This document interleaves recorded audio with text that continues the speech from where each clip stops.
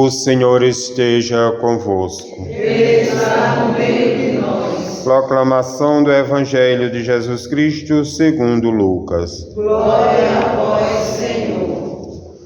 Naquele tempo disse Jesus à multidão: ninguém acende uma lâmpada para colocá-la com uma vasilha ou colocá-la debaixo da cama, ou ao contrário, coloca no candeeiro, a fim de que todos os que entrem vejam a luz. Com efeito, tudo que está escondido deverá tornar-se manifesto, e tudo que está em segredo deverá tornar-se conhecido e claramente manifestado. Portanto, prestai atenção à maneira como vós ouvis, pois a quem tem alguma coisa será dado ainda mais, e aquele que não tem será tirado até mesmo que ele pensa ter. Palavra da salvação. Glória a vós, Senhor. Aleluia, aleluia, aleluia, aleluia.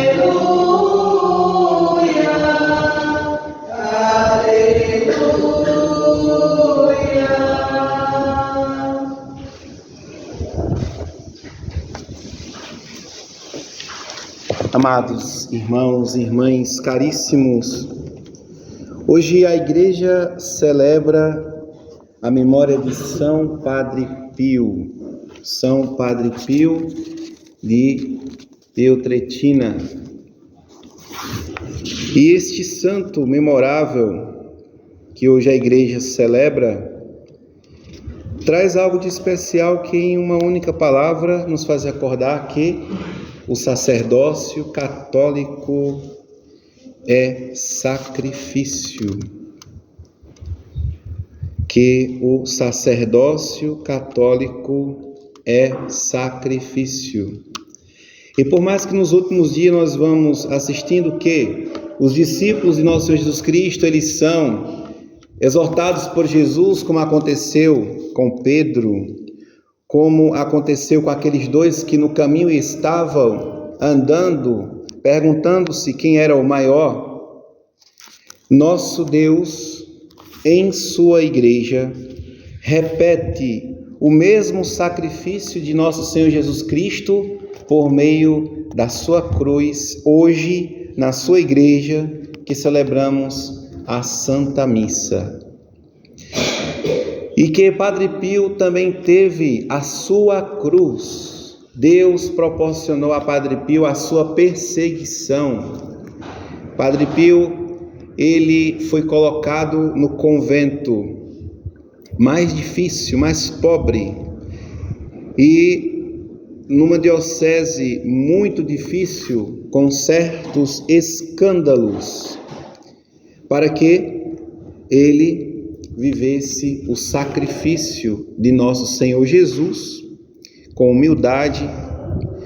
Inclusive, Padre Pio foi muitas vezes caluniado para que ficasse no escondimento. E os papas que recebiam apenas as notícias, eles acreditavam nas notícias que eram dadas sobre Padre Pio. E ele fez disso ainda mais a sua cruz. Mas precisamos entender o que é, então, o que aconteceu neste grande mistério com o Padre Pio. E o que é a Santa Missa e o que nosso Senhor Jesus Cristo quis deixar e como Ele quis deixar. A sua presença sacramental na Eucaristia. Primeiramente, amados irmãos e irmãs, precisamos entender o que é a Eucaristia. A Eucaristia, nós perguntávamos às crianças que provavelmente ouvirão esta homilia, eu perguntava a elas, o que é a Santa Eucaristia? Como elas já tinham decorado as questões, eu só perguntava a primeira questão, qual é? E elas diziam, o que é a Santa Eucaristia? E eu perguntava, então, qual é a resposta? A Eucaristia é o sacramento o qual nós recebemos nosso Senhor Jesus Cristo no pão e no vinho, que se transformou no corpo e no sangue de nosso Senhor Jesus Cristo. Aí depois eu perguntava, mas quando comungamos? Comungamos o pão e o vinho ou o corpo e o sangue de Cristo? E elas todas diziam unanimemente, o corpo e o sangue de Cristo. Claro, senão o padre não tinha feito nada, né? Do jeito que o pão entrou no altar, o pão saiu do altar. Acontece algo misterioso na Eucaristia. E por que o pão e o vinho se transformam no corpo e no sangue de Cristo? Perguntavam as crianças. E a resposta, porque na última ceia, Jesus disse, isto é o meu corpo, este é o cálice do meu sangue. E se completa na fórmula que hoje na Santa Missa nós celebramos na oração consacratória. Amados, então algo de misterioso acontece na Santa Missa, que é a transformação. Logo, aquilo que parece pão, aquilo que parece vinho, é assim que a gente entende. Porque agora é verdadeiramente o corpo, realmente o corpo e o sangue de nosso Senhor Jesus Cristo. Acontece que este mistério, ele foi marcado de maneira indelével na alma do sacerdote, na minha alma. Quando, do mesmo jeito que os casais se casam e se tornam uma só carne, na alma do sacerdote acontece uma marca. E essa marca é a marca do crucificado, que providencialmente Jesus fez transparecer na carne de Padre Pio. Apareceu nas suas mãos os estigmas do crucificado. E a grande beleza é que com essas mãos chagadas, atadas, com ataduras, ele jogava bocha, que é um jogo que está ali lá na Itália, eles jogavam isso, que é umas bolas, né, que eles jogavam para derrubar latas, garrafas, marcas, jogos que as crianças brincam, né, 2 bolas e aí tem outras na frente, eles vão batendo para jogar a bola dentro de um círculo, né. Ele jogava isso com os frades, ele ria, ele contava história e tinha uma alma translúcida e um dom de ciência, de sentir o mau cheiro do pecado. Certa feita, um homem em estado de pecado mortal, em adultério, com vergonha de Padre Pio, ficou atrás dele e ele disse: sinto cheiro de adultério. Se virou para o homem e o exortou que ele se convertesse, que ele abandonasse essa vida, que ele se confessasse, e aquele homem voltou a estar em estado de graça, que é um outro sacramento, que é a penitência, que Padre Pio tinha só um detalhe de um dom específico, de ciência, de perceber as coisas, né, de intuir e de ver a alma. Também, certa vez, são muitos casos, né, de Padre Pio, muitas histórias.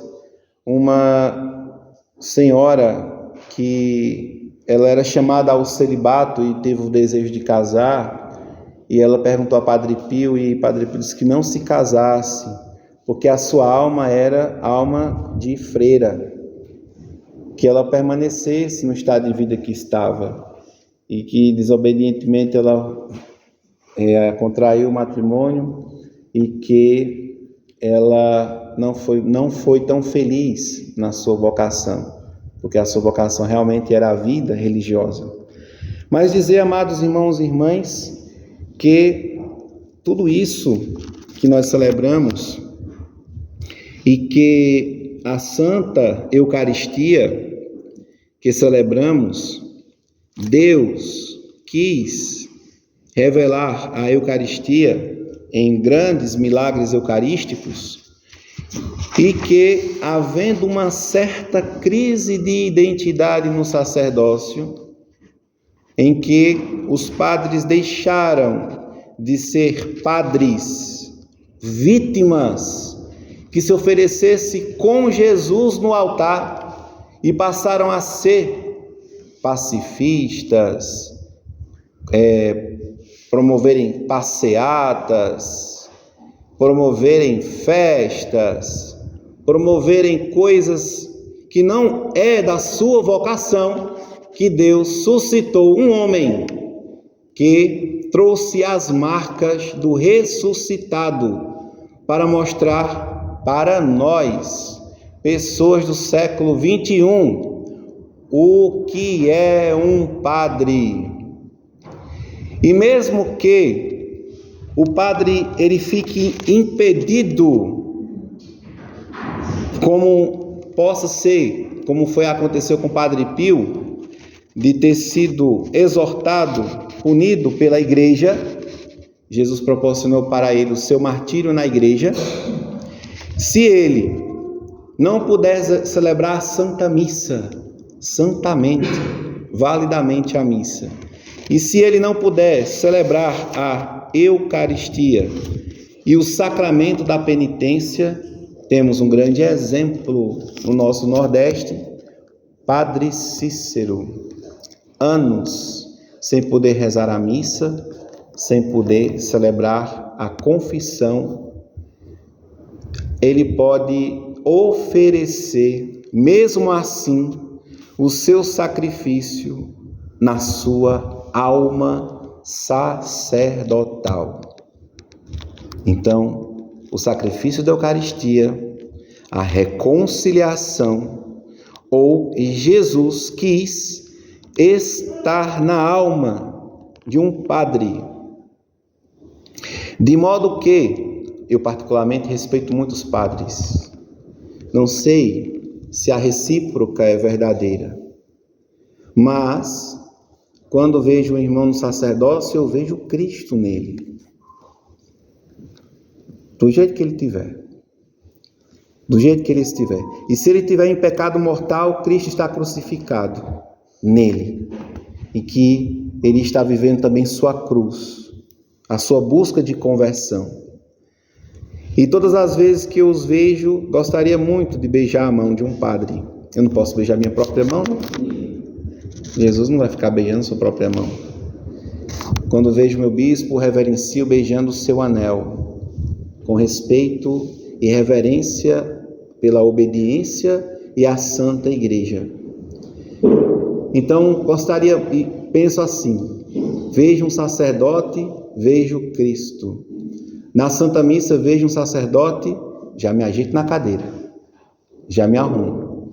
Não fico deitado na cadeira, cochilando, abrindo a boca, como se eu não tivesse assistindo nem uma vaquejada, né? Uma vaquejada você se empolga, você vê as coisas. Um time de futebol, você torce. A missa, você está com Cristo, sofrendo com Ele.